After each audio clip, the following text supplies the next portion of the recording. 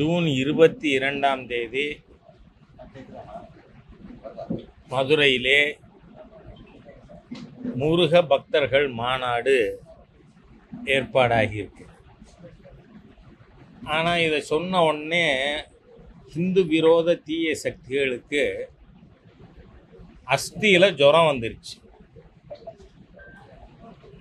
நாம் 11ஆம் தேதியிலிருந்து அறுபடை வீடுகளையும் காட்சிப்படுத்துகின்ற விதத்தில் மக்களுக்கான கண்காட்சி நடத்துவதாக ஏற்பாடாகிறது. ஆனால் திடீர்னு இந்த ஹிந்து விரோத தீய அரசு அதுக்கு அனுமதி இல்லைங்கிறாங்க. தமிழகத்தில் இருக்கின்ற ஹிந்து மக்கள் புரிந்து கொள்ள வேண்டும், இந்த அரசாங்கம் ஹிந்து விரோத தீய அரசுன்னு. ஏனென்றால் பழனியில் இவங்க ஒரு மாநாடு நடத்தினாங்க. அதுக்கு பேர் என்ன சொன்னாங்க? முத்தமிழ் கடவுள் முருகன். ஆனால் அதில் கடைசியாக சிறப்புரைக்கு வந்தது யார்? இந்த பாரத தேசத்திலே மிகப்பெரிய ஹிந்து விரோதி. எந்த அளவுக்குன்னு சொன்னால், சனாதன ஹிந்து தர்மத்தை டெங்கு மலேரியா கொசு மாதிரி, கொரோனா கொசு மாதிரி அழிக்கணும்னு பேசின ஹிந்து விரோத தீய சக்தி உதயநிதி ஸ்டாலின். அந்த உதயநிதி ஸ்டாலின் இன்னைக்கு பாரத நாடு முழுவதும் தன்னோட ஹிந்து விரோத பேச்சுக்காக வழக்குகளை சந்தித்து வர்றார். உச்ச நீதிமன்றம் இதெல்லாம் கன்சாலிடேட் பண்ணணும்னு சொன்னப்போ மிக கோபத்தோடு, அதெல்லாம் முடியாது, அந்தந்த ஸ்டேட்டில் போய் ஃபேஸ் பண்ணு அப்படின்னே நீதிபதிகள் சொன்னாங்க. அப்போது தெளிவாக சொல்லியிருக்காங்க, நீ சனாதன தர்மம்னா வேற இல்லை, அது ஹிந்து மதம் தான் அப்படிங்கிறத உச்ச நீதிமன்றமே தெளிவுபடுத்தியிருக்கு. ஆனால் இந்த 800 தாண்டி என்ன ஊர் இருக்குன்னே தெரியாத கிணற்று தவளைகள் உதயநிதி ஸ்டாலின் மாதிரி இப்போ கேஸுக்காக வேணால் அடுத்த மாநிலம் போகலாம், இல்லைன்னா வேற எந்த இழவும் தெரியாது. அப்படி ஒரு ஜென்மங்கள் தமிழ்நாட்டில் ஆட்சியில் இருக்கு.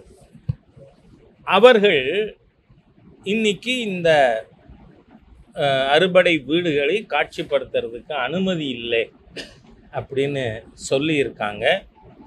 தமிழக மக்கள், ஹிந்துக்கள் இந்த அல்லேலுயா பாபு அண்ட் கம்பெனிக்கு, ஏன்னா இதை எதுவுமே என் வார்த்தை கிடையாது, உதயநிதி ஸ்டாலின் நான் கிறிஸ்தவர், நான் காதலித்து மணந்த என் மனைவி கிறிஸ்தவர் அப்படின்னு ரொம்ப பெருமிதமாக அவர் அதில் என்ன சொல்கிறாரு? ஐ எம் அ ப்ரௌடு கிறிஸ்டியன்கிறார். உதயநிதி ஸ்டாலின் தன்னை ப்ரௌடு கிறிஸ்டின்னு சொல்லிக்கிட்டால் அது மதவாதம் இல்லையா, மத வெறி இல்லையா? ராஜா என்ன ஹிந்துன்னு நான் சொல்லிக்கிட்டேன்னா உடனே மதவாதம் வந்துடுறேன். எவ்வளோ பெரிய தீய சக்திகள் இவர்கள்! வேரோடும் வேரடி மண்ணோடும் தமிழகத்திலே களையப்பட வேண்டிய ஹிந்து விரோத தீய சக்தி இன்னைக்கு ஆட்சியில் இருக்குது. அதனால் நிச்சயமாக தமிழக மக்கள் 26 இந்த ஹிந்து விரோத தீய சக்திகளை வீட்டுக்கு அனுப்புவார்கள். ஏனென்றால் நாளைய தினம் இரவு மாண்புமிகு உள்துறை அமைச்சர் அமித்ஷா அவர்கள் மதுரைக்கு வர்றார். மாண்புமிகு உள்துறை அமைச்சருடைய போன விசிட் அன்னைக்கே நான் சொல்லியிருந்தேன், அமித்ஷா அவர்கள் வந்தார், கண்டார், வென்றார். அதனால் தமிழகத்தில் 7வது தடவையா 7.5வது தடவையா எனக்கு தெரியாது, திமுக வரும்னு கனவு காண்பவர்களுக்கு அன்னைக்கு அந்த கனவுல அந்த பெட்டியிலே ஆணி அடிக்கப்பட்டது. காரணம் என்ன? இவர்கள் அன்கொஸ்டனபிள். நாங்கள் என்ன வேணால் தப்பு பண்ணிக்கிட்டே இருப்போம், என்ன வேணால் ஊழல் பண்ணிக்கிட்டே இருப்போம். முந்தானா ஒரே நாளில் 8 கொலைகள். காவல்துறைக்கு அமைச்சர் யார்? முத்துவேல் கருணாநிதி ஸ்டாலினா? அவரோட ஆட்சியின் லட்சணம் என்ன நமக்கு தெரியும். எல்லாத்துலேயும் ஊழல். நீங்கள் பார்த்தீங்கன்னா சென்னையில் கக்கூசில் ஊழல், கக்கூசில் காசு பொறுக்கிற தீய சக்திகள், கேவலமானவர்கள் இன்றைக்கி ஆட்சியில் இருக்கிறவங்க. அதனால் இந்த ஊழல், ஊழல், போதை அரசாங்கத்தை மக்கள் வீட்டுக்கு அனுப்புவார்கள் அப்படின்னு எனக்கு முழு நம்பிக்கை இருக்கு. நீங்க எதுவும் கேட்க?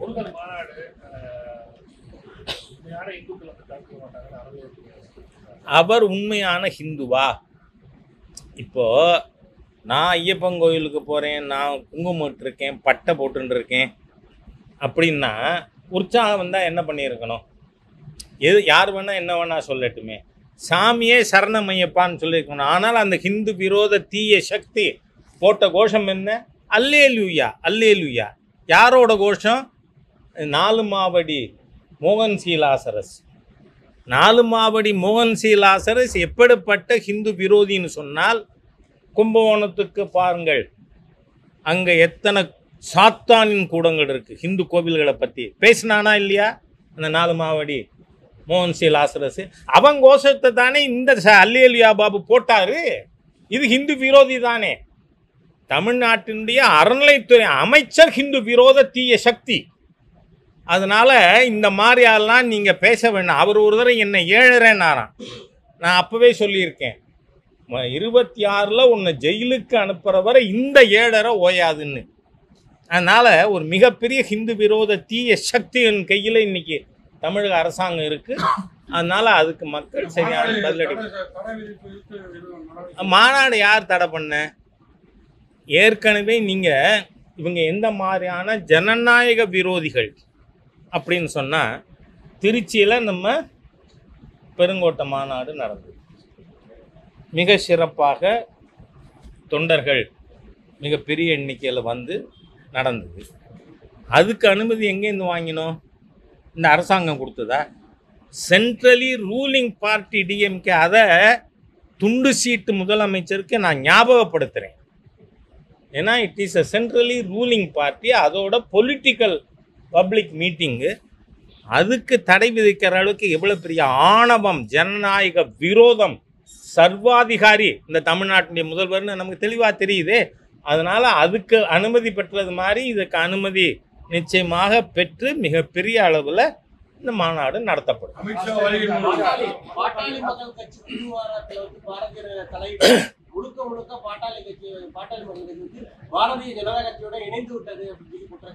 யாரு சொல்றது இந்த குற்றச்சாட்டை? எம்ஜிஆர் அவர்கள் திமுக விட்டு வெளியேறும் பொழுது எம்ஜிஆரை பார்த்து ஈவேரா தலையிட்டு பேசினாரா பேசலையா?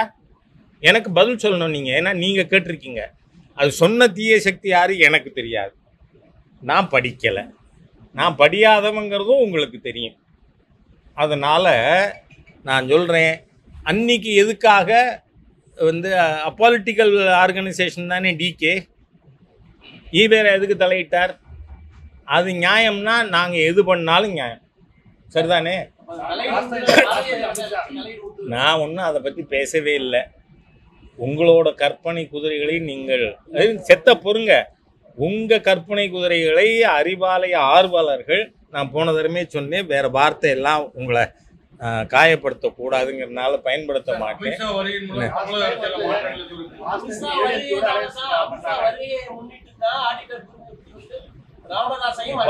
நான் என்ன சொல்கிறேன், அப்படி பேசின அறிவிலியை நான் கேட்கிறேன். யார் பேசினேன் எனக்கு தெரியாது. ஐ டோன்ட் நோ என்ன which stupid person talk that. ஆனால் டாக்டர் ராம்தாஸ் அவர்கள் மிகப்பெரிய மரியாதைக்குரிய ஒரு அரசியல் தலைவர். அதே மாதிரியாக ஆயிட்டு குருமூர்த்தி அவர்களும் பல ஆண்டுகளாக அவருக்கு நண்பர். அவங்க 2 பேரும் சந்தித்ததில் என்ன பேசினாங்கன்னு எனக்கே தெரியாது. அதனால் அதை பற்றி ஏன் நாம் டிஸ்கஸ் பண்ணணும்? 2 friends have met. அதில் ஒன்றும் தப்பு இல்லையே. அதுக்கு யார்கிட்ட அனுமதி கேட்கணும்? இந்த அறிவாலயத்தில் போய் கேட்கணுமா என்ன? இந்த இந்து விரோத தீய சக்திகள்கிட்ட ஏதாவது பெர்மிஷன் வாங்கணுமா? நான் கேட்குறேன், பிஜேபியினுடைய சீனியர் மோஸ்ட் லீடர், மத்திய உள்துறை அமைச்சர் தமிழ்நாட்டுக்கு வந்து அதிமுகவோடு கூட்டணி அறிவித்தா 6 மணி நேரத்துக்குள்ளே எதுக்கு தூத்துக்குடி எம்பி கனிமொழியை அலறணும்?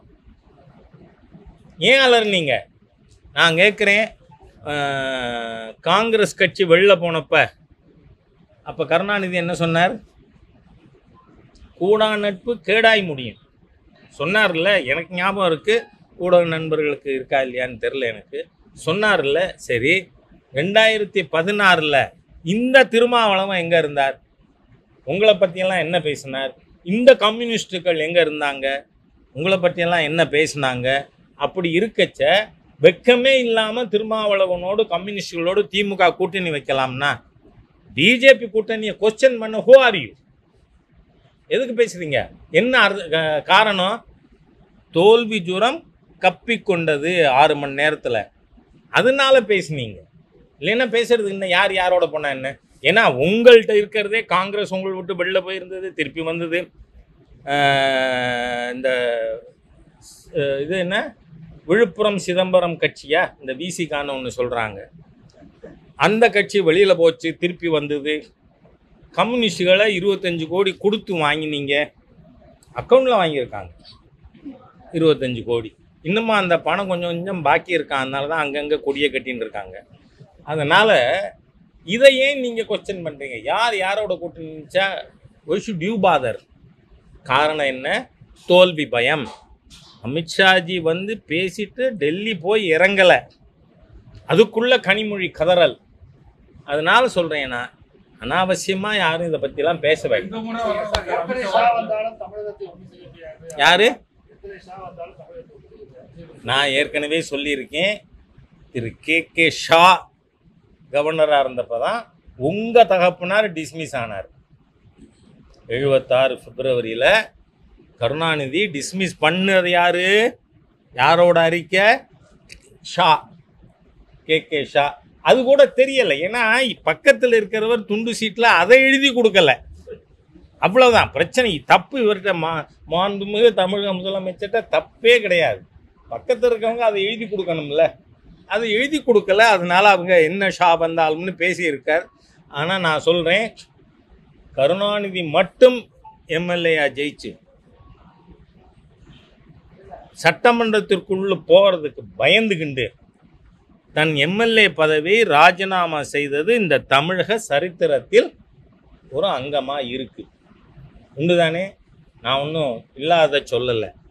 அவர் ஒருத்தர் தான் ஜெயிக்கிறாரு, அதை ராஜினாமா பண்ணுறாரு. அப்புறம் செல்வராஜன் ஒருத்தர் நிறுத்தி ஜெயிக்கிறாங்க. அப்போ கவுண்டர்மேன் ஆன எக்மோரில் வந்து இடைத்தேர்தல் நடக்குது.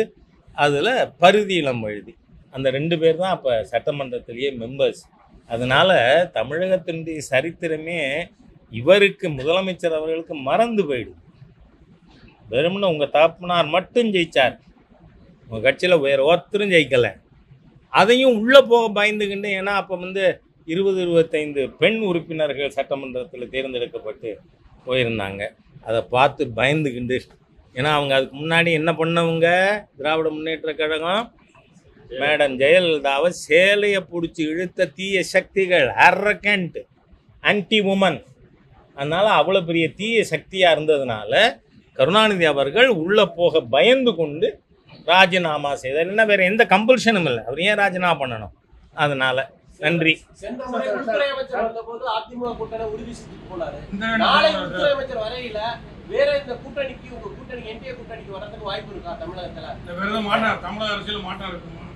எப்பொழுதுமே அமித்ஷாஜி வந்தால் மாற்றத்துக்கு தான் வருவார். சற்று இருங்க சொல்கிறேன் நான். ஆனால் உங்களுக்கெல்லாம் நல்லா தெரியும், கூட்டணி பற்றி நான் பேச மாட்டேன். ஏன்னா இல்லை இல்லை இல்லை எதா இருந்தாலும் ஆல் இண்டியாவிலேருந்து எங்களுக்கு என்ன குறிப்பு வருதோ அதுபடி போனதான் மாண்புமிகு உள்துறை அமைச்சர் வந்தார். இந்த தேசிய ஜனநாயக கூட்டணி விஸ்தரிக்கப்பட்டு அகில இந்திய அண்ணா திராவிட முன்னேற்ற கழகம் உள்ளே வந்தது. அதை மறுநாளே உங்கள்கிட்ட பகிர்ந்து கொண்டேன் நான். என்ன, நன்றி.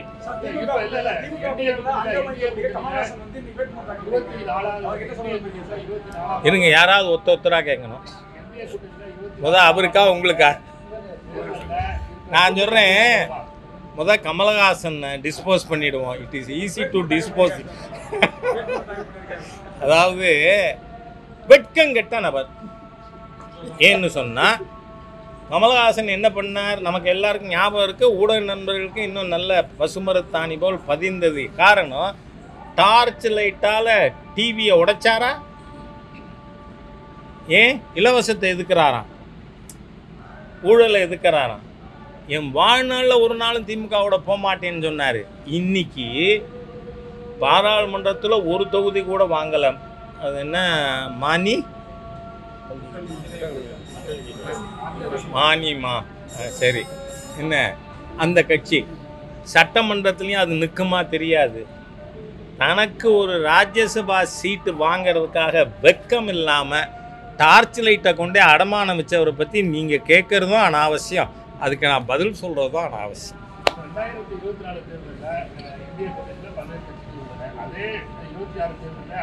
ஏன் யாராவது இல்லைன்னு சொல்லியிருக்காங்களா? இல்லை இல்லை, அது அடிஷன். சரி, தட் இஸ் அன் அடிஷன். அதனால் யாருமே வந்து நாங்கள் ஒன்றும் இல்லை. நான் என்றைக்குமே நானும் நிற்கவே மாட்டேன்னு சொன்னீங்களே. நான் எதிர்பார்க்குற சீட்டுங்கிறீங்க, எனக்கு எந்த எதிர்பார்ப்பும் கிடையாது. மிகப்பெரிய நான் என்ன சொல்கிறேன், அது ஒரு வருந்தத்தக்க சம்பவம். 11 உயிர்கள் பலியாகி இருப்பது வருந்தத்தக்க விஷயம். அது மாநில அரசு என்ன நடவடிக்கை எடுக்குதுன்னு பார்ப்போம். அது இல்லை, நிச்சயம் என்ன அதெல்லாம் இருக்குது. ஆனால் இன்றைக்கி நம்ம அதை பற்றி பேச வேண்டாம். அதுக்கு அவர் வந்து எஸ் இன்ஸ்டியூட்டட் அண்ட் என்கொயரி, அது சரியாக தான் இருக்காங்கிறத அங்கே இருக்கிற எதிர்கட்சியான பாரதிய ஜனதா கட்சி கண்காணி. நன்றி. அதை சொல்லலை. இல்லை இல்லை, நான் என்ன ஏற்கனவே அவர் என்ன எதிர்பார்ப்பு, நீங்கள் எதிர்பார்த்ததுக்கு நடக்குமான்னா எனக்கு எதிர்பார்ப்பு இல்லை. என்ன, நான் எப்போவுமே I am the disciplined soldier of the party. நாளைக்கு என் லீடர்ஷிப்பு இல்லை, நாளைக்கு எனக்கு அதான் சொல்கிறேன், நான் சொல்கிறதுக்குள்ளே அவசரப்பட்டீங்க. எனக்கு என்னையை பற்றிய எந்த எதிர்பார்ப்பும் கிடையாது. கட்சி என்ன கட்டளை இடுகிறதோ அதை செய்வேன். நன்றி.